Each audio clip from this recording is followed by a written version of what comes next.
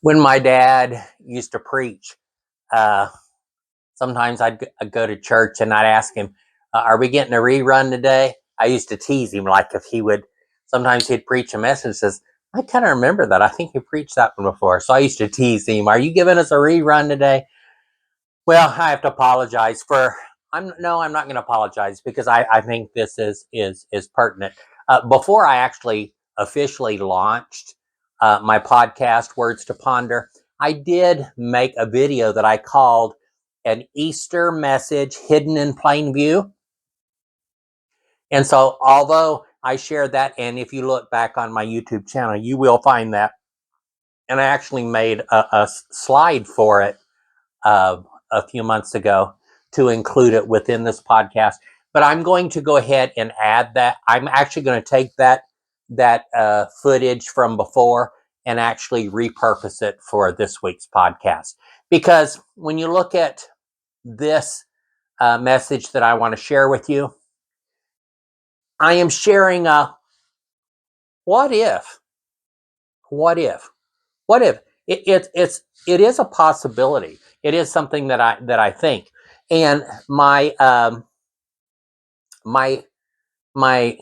the people that like to critique me on some of the things that I pose might get upset with some of the things, the content that I include in here. But then my question is, okay, I'm posing a what if. I am more concerned that you would be upset that I would suggest something, because then you almost infer that there's something wrong with the suggestion that I made. And my uh, my belief and thoughts are that this might be true, it might not be true, but even if it is true, it shouldn't be thought of as a bad thing. So anyway, here is my Easter message, hidden in plain view. When Jesus lived on earth in human form, he was picked apart. Every little detail of his life was examined by those around him, specifically the religious leaders of his time. He was forever under the microscope, so to speak, of those all around him. God must have known that Jesus would be under the scrutiny for thousands of years. God knew that God and Jesus in human form would be continually inspected and deconstructed and studied and restudied for years and years. I grew up in a church, so all of the Bible stories are very familiar to me. At least the stories in the Bible that were selected to be part of the rotating group of Bible stories. I have tried to pull out the stories in the Bible that really are not the ones people talk about. In my book, Deep and Wide, I try to pull out stories that are often overlooked.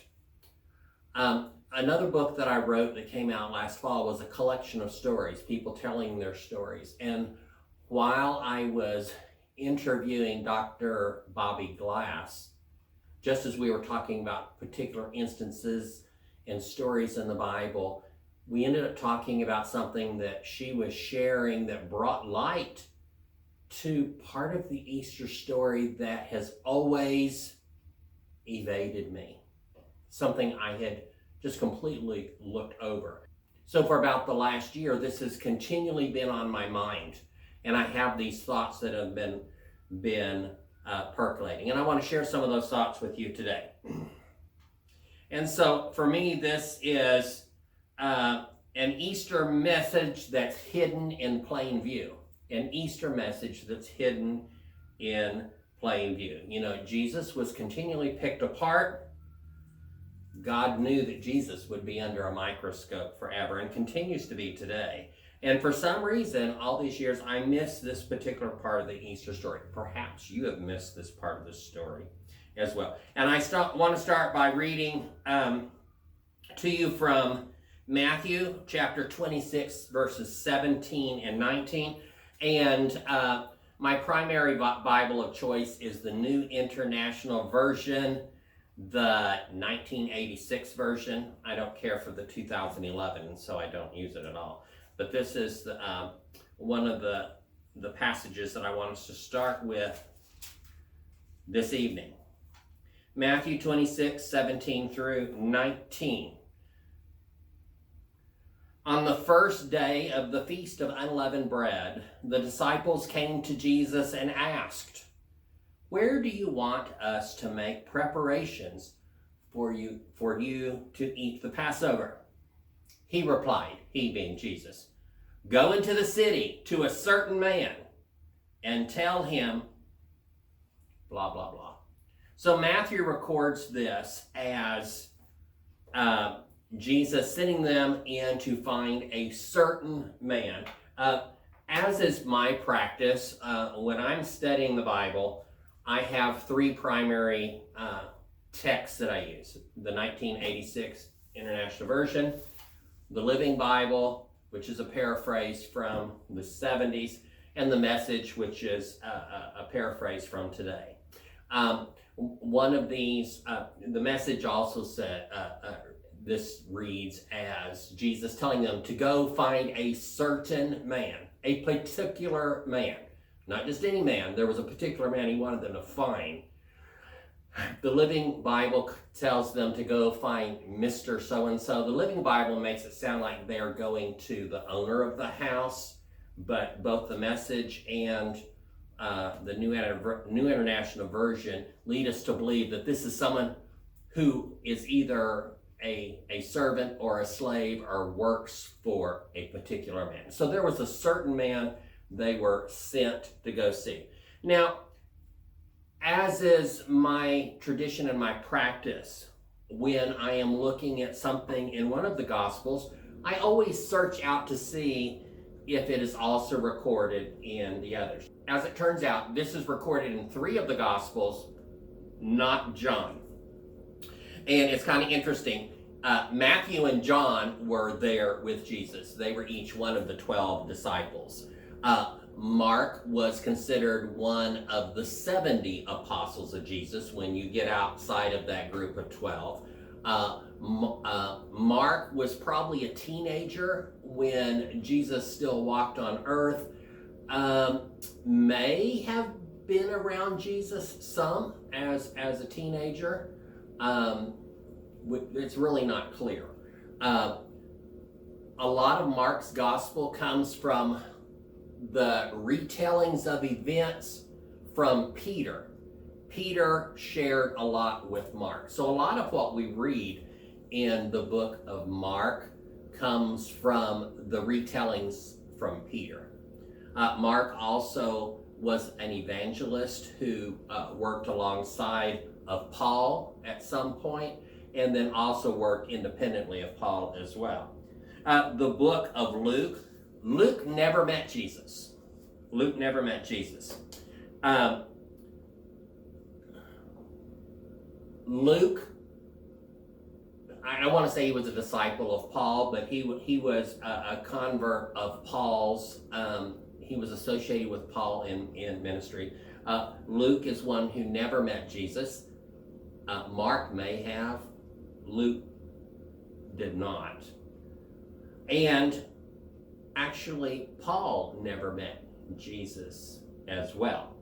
Paul did, however,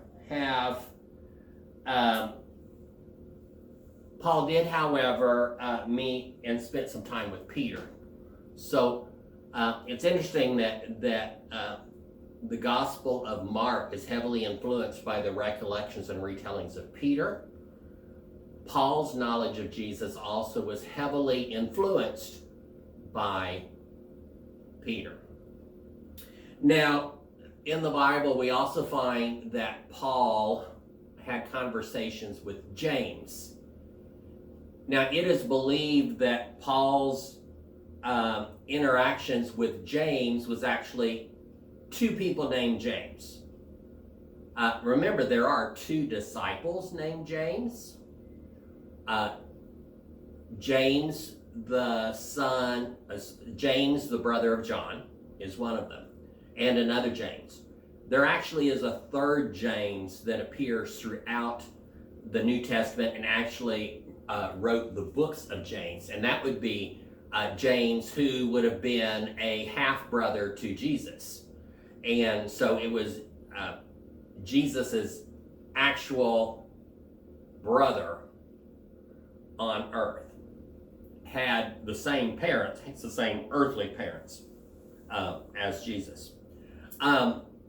And from what I've read and studied, I believe that Paul actually had conversations with James, the actual brother of Jesus, and James the disciple James that was the brother of John. And so a lot of Paul's information or firsthand eyewitness accounts come from Peter and James, the brother of John, and James, the actual brother of Jesus. Okay? All right, so I started with Matthew, and if I have to pick in the Gospels here, Matthew and John were there with Jesus for the bulk of his ministry. And so in Matthew chapter 26, verse 18, where Matthew records the actual words of Jesus telling them to go into the city to a certain man. There's a particular man I want you to find. I wish Matthew would have expanded on that in the way that Peter did when Peter shared with Mark, and must have been the way Peter shared with Paul so that Paul could share that with Luke. And so let's go to Mark. Mark chapter 14, verses 12 and 16. And Mark may have been there in and around at that time. We often think of the Last Supper being Jesus and just the 12 disciples. We really know that Jesus had some female disciples as well. It's not recorded that way because the position of women historically and culturally at that time, they weren't included in such things, but I honestly believe Jesus did have some female disciples as well. It talks about Jesus in the upper room with the 12, but they didn't count the women. So it could have been the 12 disciples and some others, you know. Jesus spent time with children. Mark was a child / teenager, a youth. He could have been around at this time as well. But anyway, so that's really not the important of what I want to draw out of this today. So Mark chapter 14, verses 12 through 16. On the first day of the feast of unleavened bread, when it was customary to sacrifice the Passover lamb, Jesus' disciples asked him, "Where do you want us to go and make preparations for you to eat the Passover?" So he sent 2 of his disciples, telling them. I'm not sure which 2 he sent.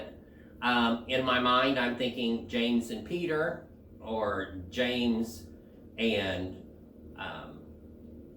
John, or for sure, I think it probably was Peter, because Peter is the one who shared these stories in great detail with Mark, and then Peter would have been the ones who shared them with Paul, who shared them with Luke. So 2 disciples.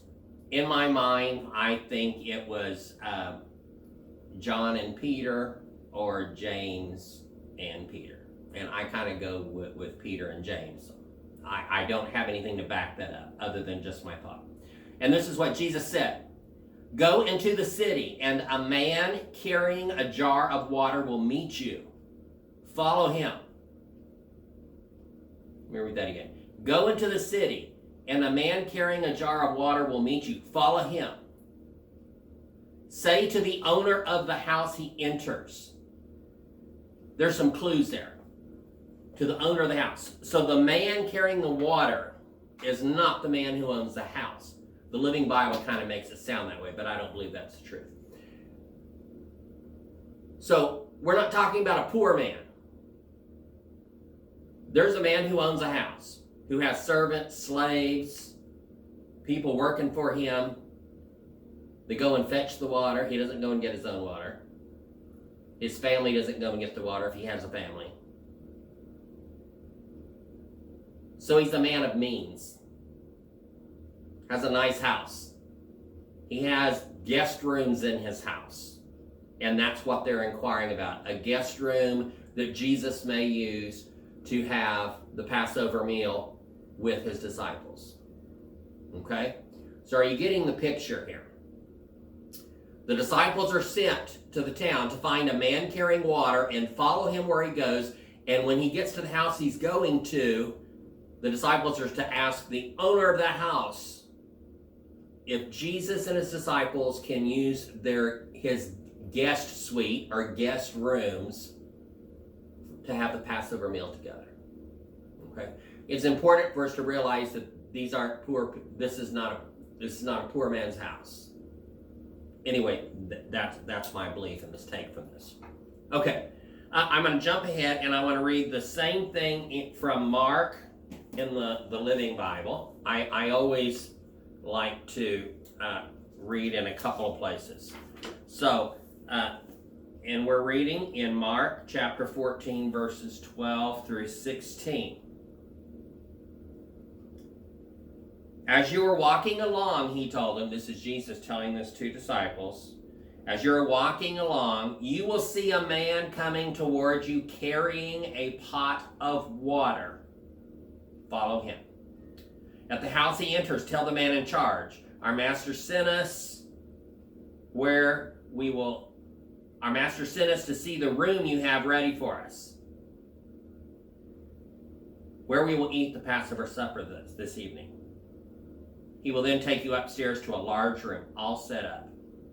Prepare our supper there. Okay? I want to read that in the Message as well.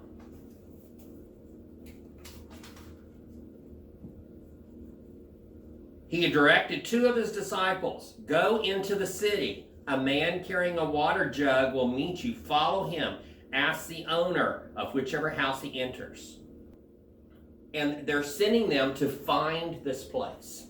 They're sending them to find this place where they can gather together for the Passover meal, which we now talk about as the Lord's Supper. In, I think it's 1 Corinthians, where Paul kind of talks about this a little bit. And actually, Paul kind of takes this event of Jesus with the disciples and turns it into a ritual that might be slightly more than what Jesus actually had intended. I want us to focus back on what these two disciples were told by Jesus to do. Go into the town. Look for the man carrying water and follow him.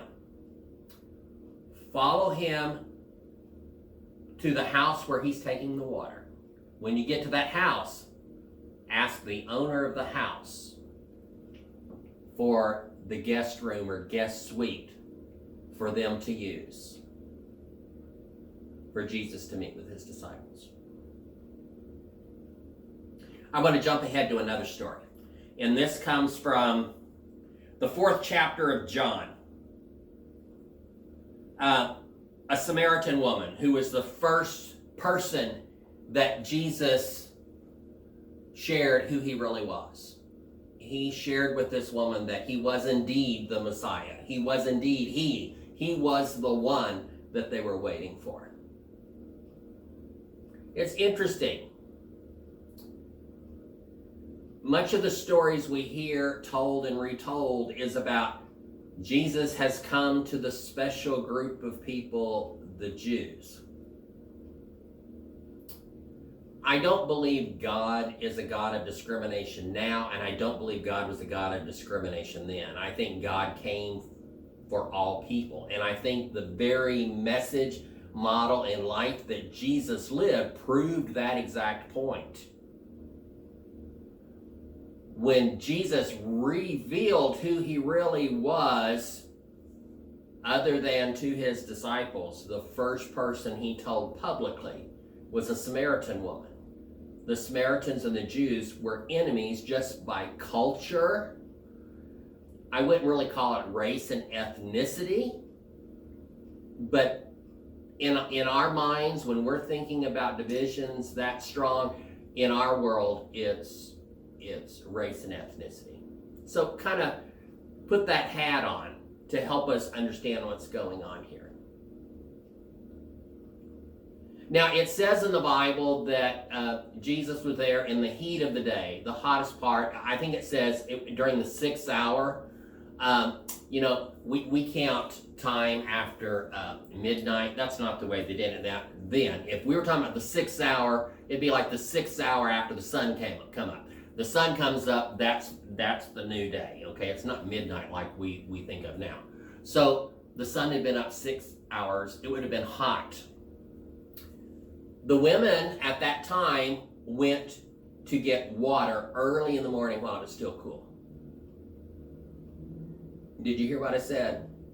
The women went to get water early so that there was the water that they needed in the house and for everyone who lived in the house.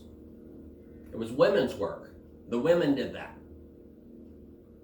Gender roles were very specific then.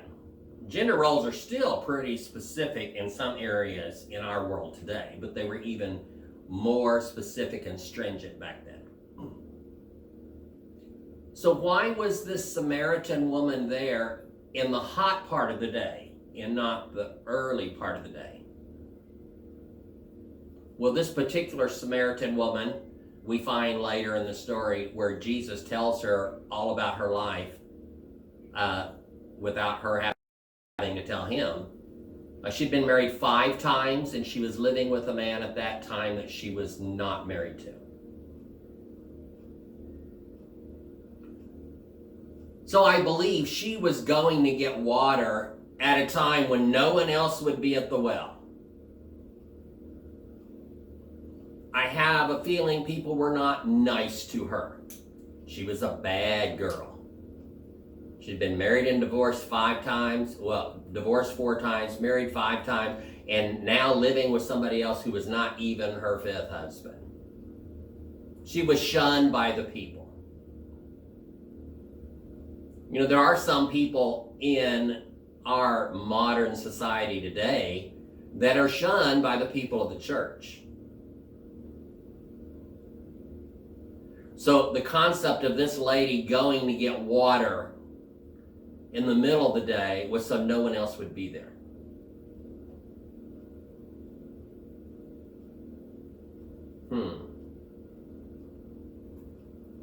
So Jesus sent 2 disciples into the town to look for the man carrying water. Men did not carry the water.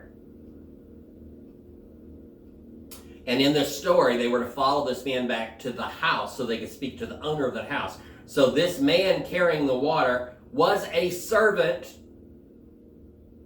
carrying out the duties of a woman.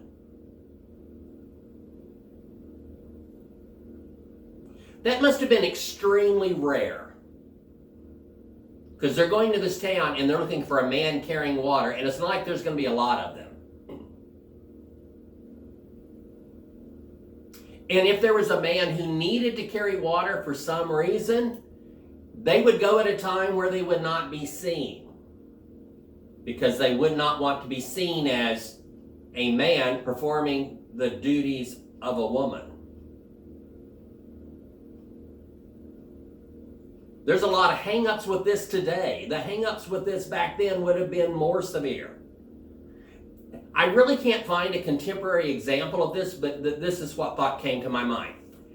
If I need to hire some day laborers, it's pretty common in Houston. If you need day laborers, sometimes people to build fences, people to paint.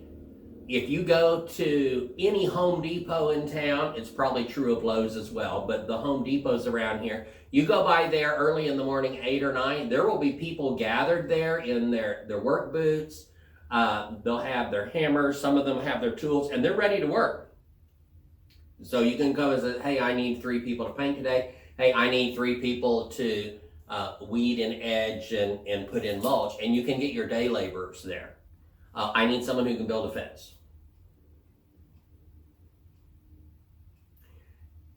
The 2 disciples were sent to find the man carrying water. That must have been as unusual as me saying, I'm going to the Home Depot parking lot and looking for some day laborers, and I'm looking for the woman who's there with her pickup truck and her work boots. I assume there are women that do that kind of work. In fact, I know there are women who enjoy that kind of work and are good at that kind of work. But I will say, I have never seen a woman hanging out in that group of men there on the side of Home Depot looking to get work for the day. I've never seen it. That doesn't mean it doesn't exist, but I've never seen it. So when the 2 disciples are sent to the city to find the man carrying a jug of water, that was rare. Jesus sent them to find the man who was living life doing women's work.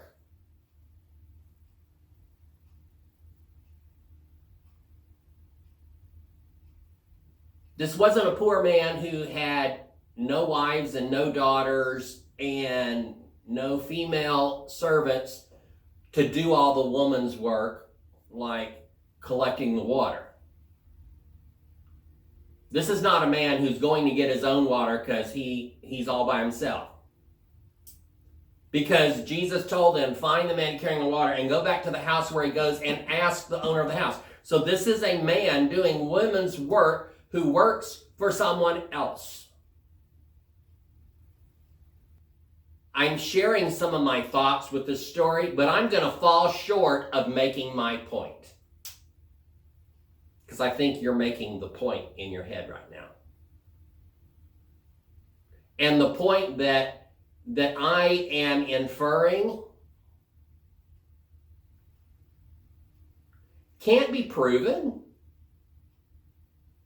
but there's something unusual in this story. That's why I called this an Easter message hidden in plain view.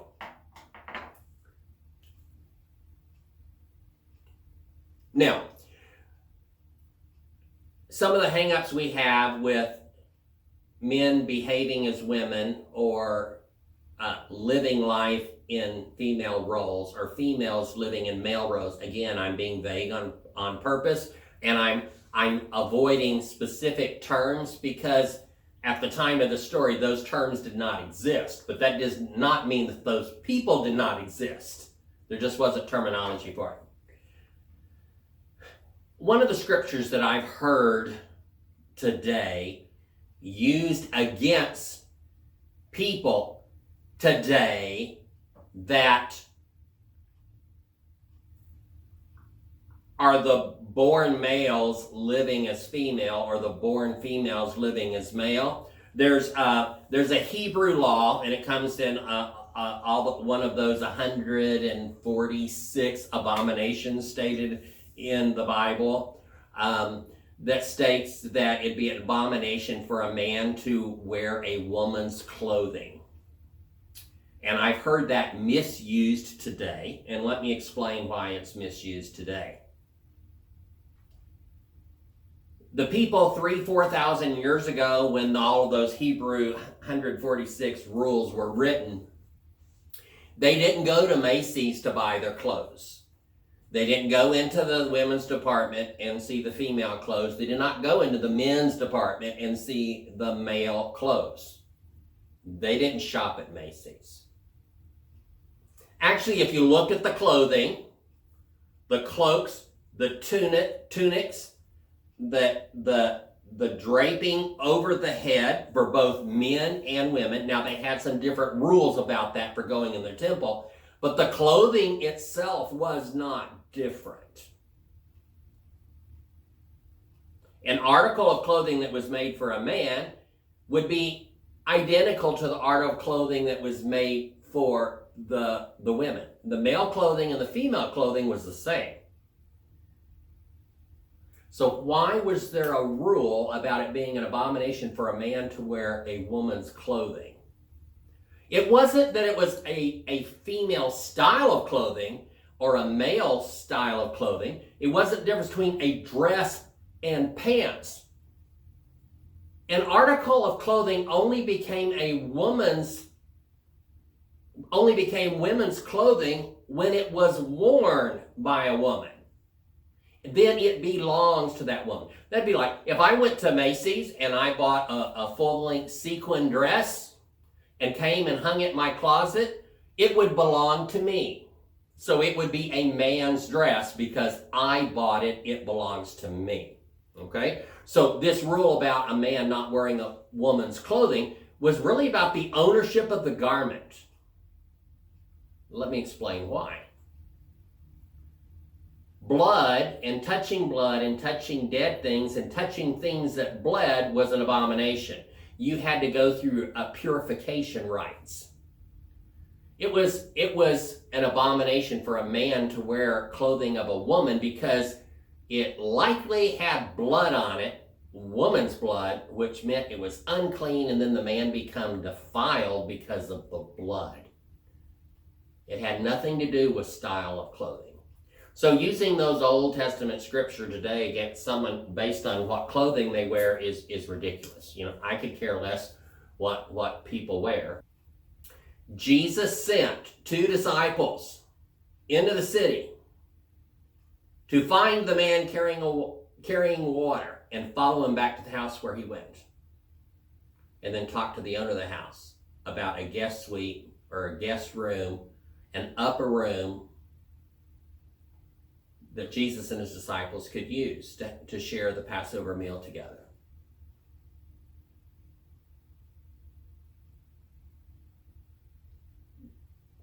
I guess it's possible that this man carrying the water probably did other chores around the house. This man could have been in the upper room with Jesus and the disciples, perhaps helping with the food, perhaps making sure that they were comfortable, keeping the candles lit. Perhaps this man was doing other chores around the house that would be typical of a woman.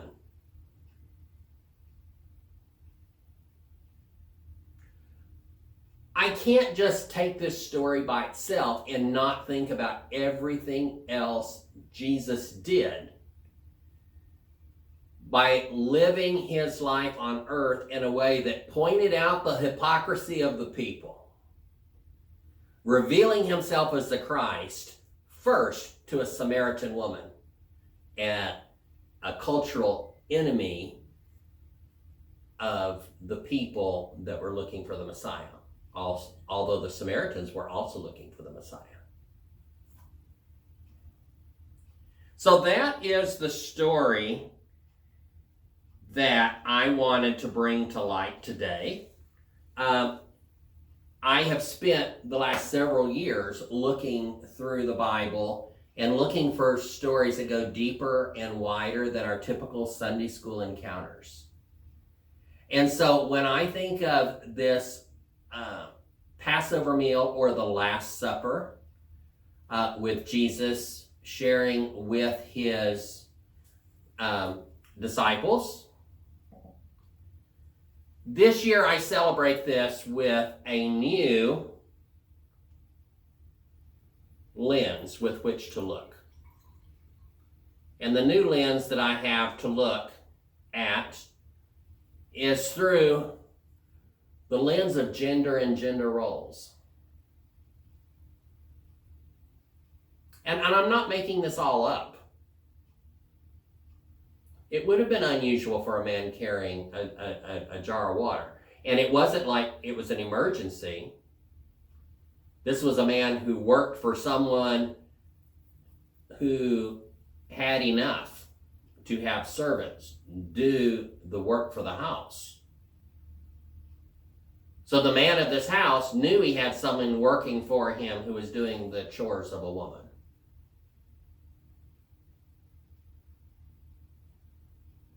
You know, when we do communion, we talk about the fruit of the vine, or the grape juice and the bread.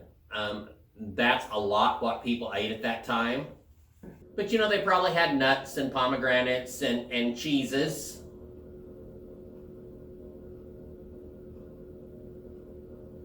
They had other things that they were eating.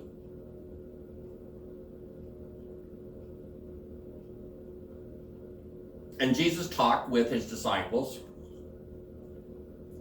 and he wanted to pull a metaphor from the last time that they ate together as a group.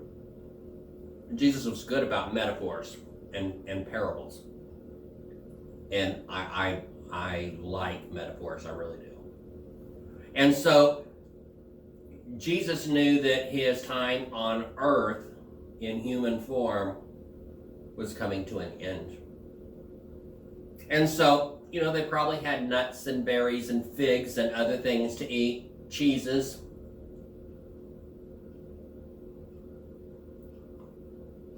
But he on purpose picked two of the most common elements. And I kind of, you know, from my Christian traditions, communion was like maybe 4 times a year. Always at Easter, always at Christmas, often on New Year's Eve, if there was a New Year's Eve service, and then another random time. It was special. When I started going to one of the churches that I attend regularly now, they have communion every single Sunday. And at first I thought, well, what is this? You know, I was feeling like it was robbing me of some of the specialness of it. But when I go back to what Jesus was doing, he on purpose picked very common elements. So this is something they would do all the time. Every time they ate bread and drank fruit of the vine, juice, every time he wanted them to remember something that he had taught them. You know, and he taught them that in the metaphor, the bread represented his body. And his body was about to be broken. And every time they ate bread, tore off a piece of bread, he wanted them to remember that his body was broken.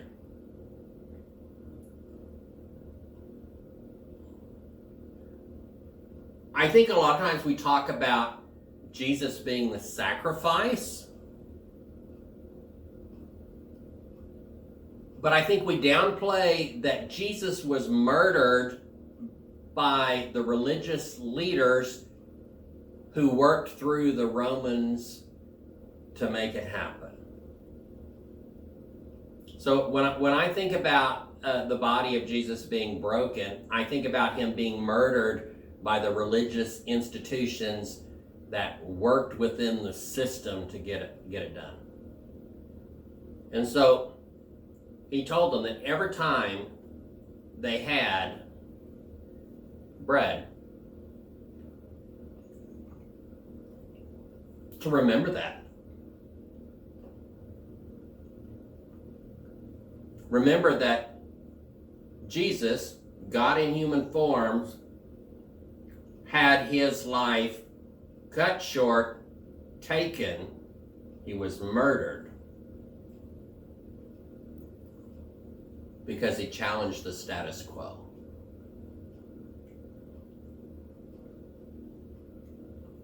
Talking to a Samaritan woman challenged the status quo. Eating in the house of tax collectors. Challenge the status quo. Finding a man carrying water. Challenge the status quo. Having his last meal together with his disciples in the home of a man who hired at least one man, maybe more than one, to work in female roles. Or hired a man who preferred to work and live in a female role. Maybe. And we were asked to remember that every time we had bread. So when I deconstruct my own religious practices over the years, communion 4 times a year, can you imagine if I only had bread 4 times a year? I don't think that was the intent.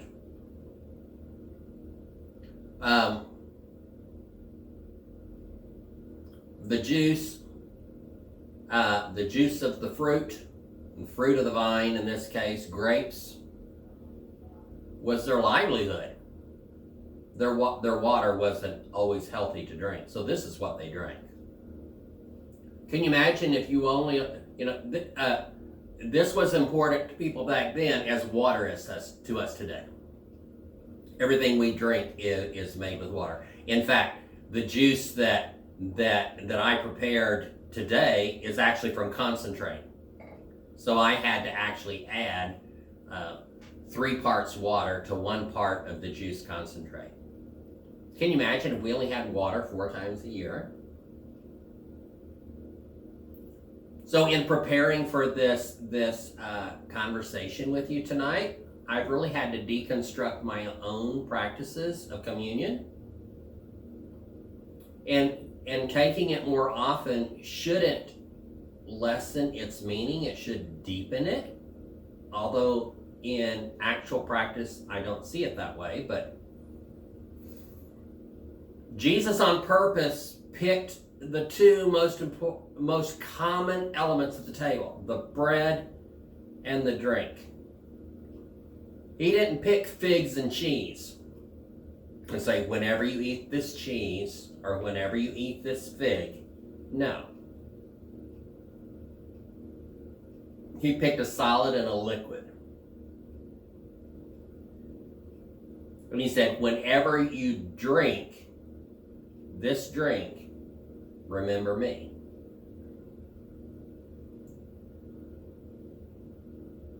It's interesting that he also talked about blood, because to those people, blood was like the worst thing. You weren't supposed to touch it. A woman was ceremonially unclean once a month. If a woman gave birth to a boy baby, she couldn't even go in the church for so many days. If she gave birth to a girl baby, she was even more unclean and she had to stay away from the church longer.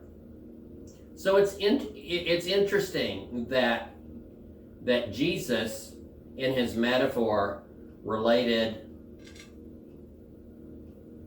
the life liquid. I mean, we can't live without water. So without liquid, we can't live. And without blood, the body can't live. So it's interesting that he said, as often as you drink of the cup, remember me.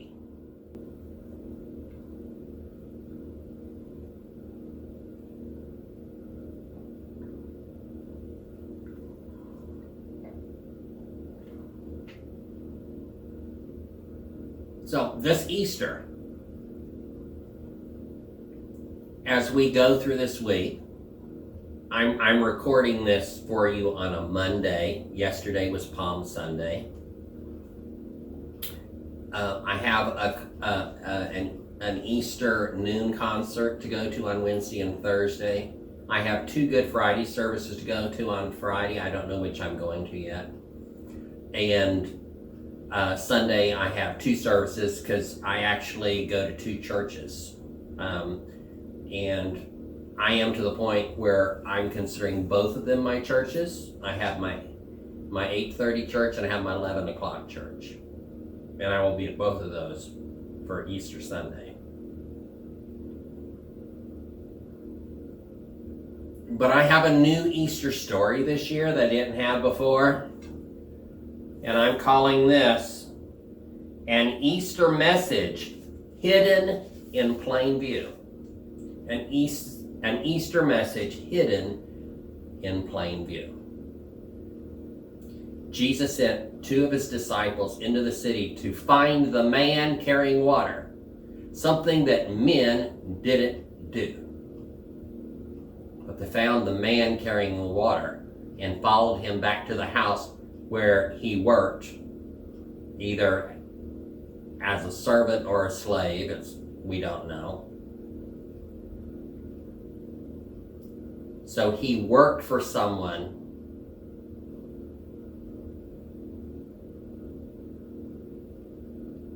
in the role of a woman, but was a man.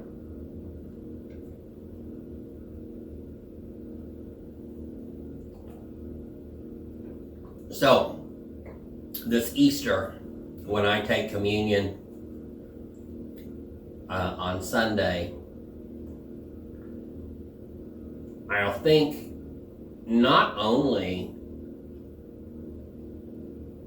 of the body of Jesus that was murdered and the blood of Jesus that was spilt, but I will remember Jesus specifically this Easter and for a long time, maybe forever, as God in human form that came to challenge and call people out for their religious hypocrisy.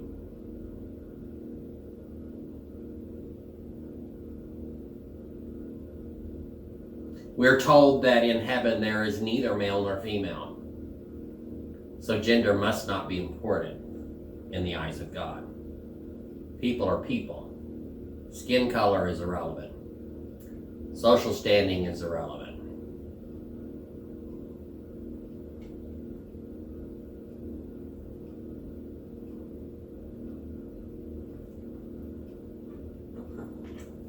I wanted to leave you today with a song.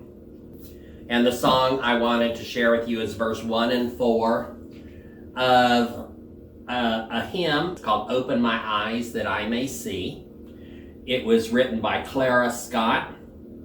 Verse 1. Open my eyes that I may see glimpses of truth thou hast for me. Place in my hands the wonderful key that shall unclasp and set me free. Verse 4. Open my mind that I may read more of thy love in word and deed.